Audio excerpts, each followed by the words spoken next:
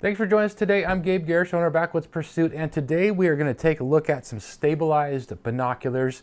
These are Kite Optics. They're APC stabilized binoculars in the 12x42 version. These are very unique in that there's not a lot of binoculars out there that offer this stabilization. So we were really curious to see how they performed, how the stabilization really affects the overall image quality. We were very, very surprised in that and how well these performed, but wanted to go over a lot of the features of these Kite Optics APC stabilized binoculars, how they perform for us out in the field when we did our testing, and some of the pros and cons here of these binoculars.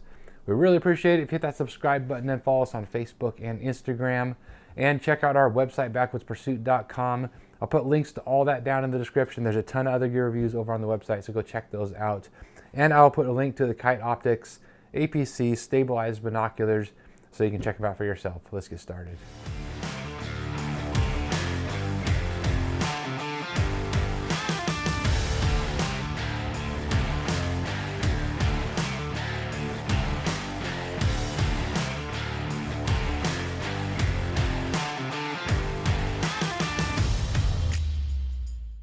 All right, the Kite Optics APC Stabilized binoculars. These come in a 12x42, which is what these are.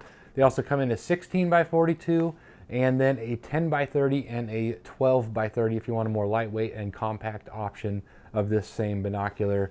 The APC stands for Angle Power Control. That's a really cool function of the Kite Optics binoculars here.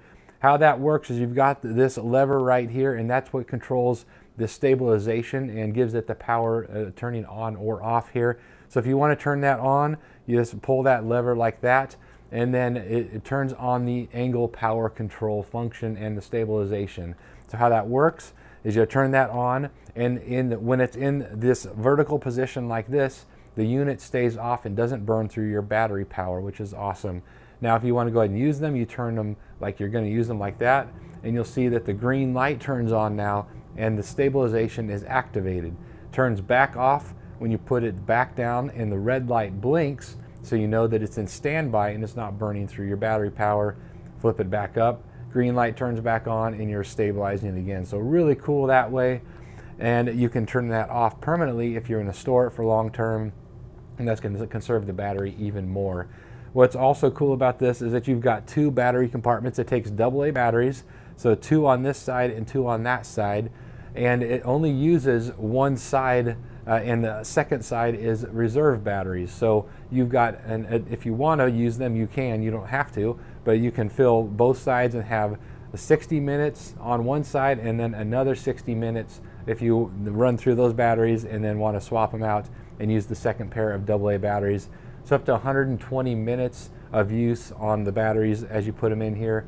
Now at 28.9 ounces with both battery compartments full, they're still very lightweight, especially for a stabilized binocular. And if you want to just take one, if you don't want to take the extra batteries, it comes in at 27.2 ounces, and that's on my scale here. So either way, you still have a very comparable 10x42 or 12x42 in this case binocular that is very lightweight still, so you're not gaining a whole bunch of weight versus a standard binocular that doesn't have the stabilization feature in it. Now they're also nitrogen gas filled and waterproof and fog proof at the IPX7 rating, so awesome. You can submerge them at 1 meter for up to 30 minutes. So they're still going to be waterproof and fog proof, which is really critical if you're using them in a hunting situation or even out birding or nature watching or anything like that, and the storm rolls in, and so you know that you're protected. You're not gonna have to worry about the water, them not being waterproof or being damaged in that regard.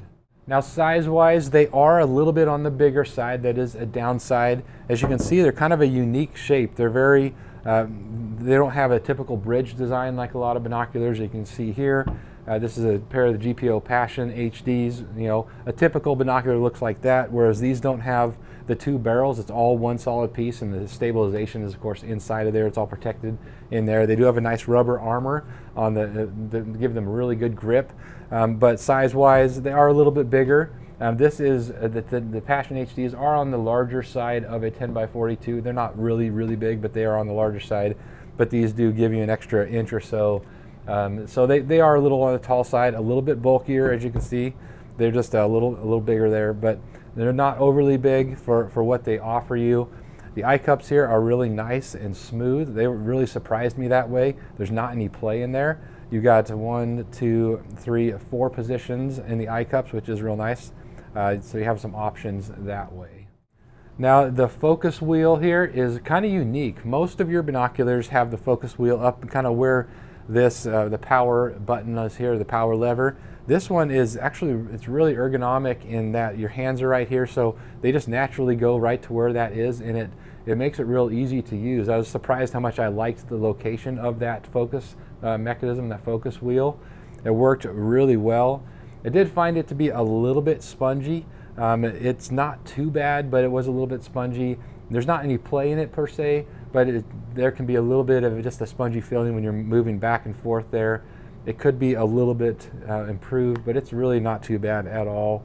So that was one thing I noted that could be a small improvement on these guys, something that we noted during testing. Now, as far as image quality with these, something I really wasn't sure about. Honestly, I had no idea what to expect out of these binoculars, but I was very pleasantly surprised. Overall, edge-to-edge clarity was very good, way better than I expected.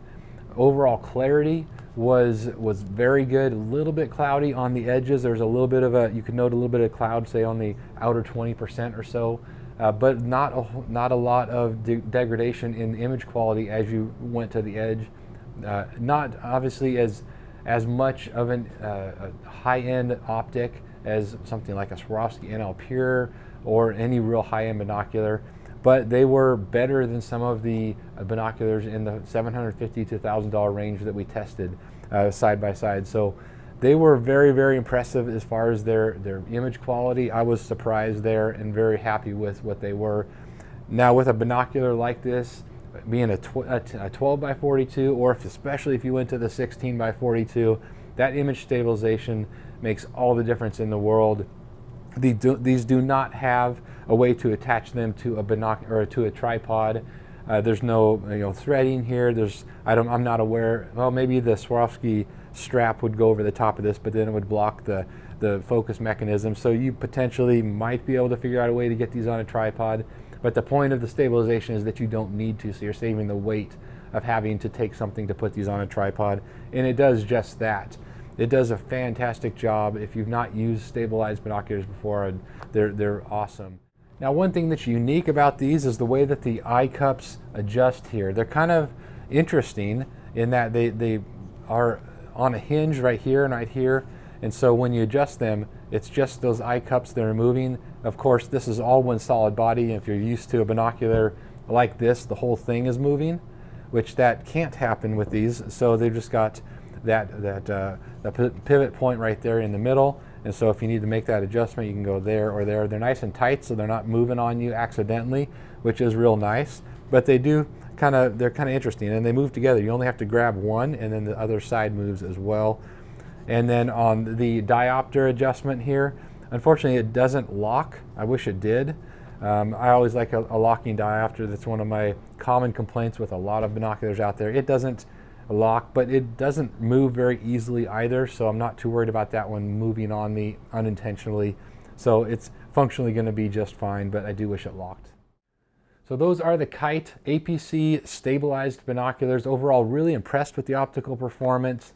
There was that little bit of cloud around the edge, but it wasn't too bad. The optical quality was very surprising and better than we thought it was going to be. The stabilizing function is awesome. It does a phenomenal job of allowing you not have to take the tripod if you don't want to, and you don't need to have the stabilization that a tripod offers because of the electronics that are built into this. The auto on and off is absolutely awesome.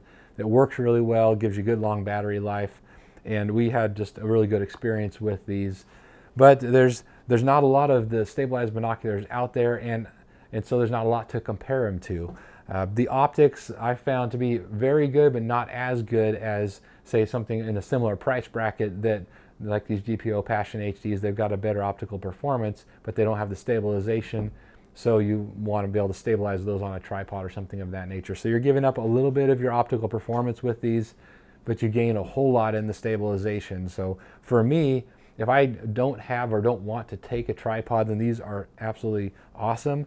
if I already have a tripod and I'm going to be putting my binoculars on a tripod, you can do a little bit better as far as optical performance for a similar price point, but you are going to lose that if it's not on a tripod. So there's pros and cons there, but these are great for a lot of different things, and they have that IPX7 rating for being submerged for 30 minutes at the 1 meter also. So great option there. But I'd love to hear what you think about stabilized binoculars, if you have any experience with them, or just have some thoughts on whether or not these are something that's going to take off in the market, or we're going to go back to just having the standard binoculars. So thanks for watching here today. Drop those questions or comments. Love to hear from you. We'll see you next time.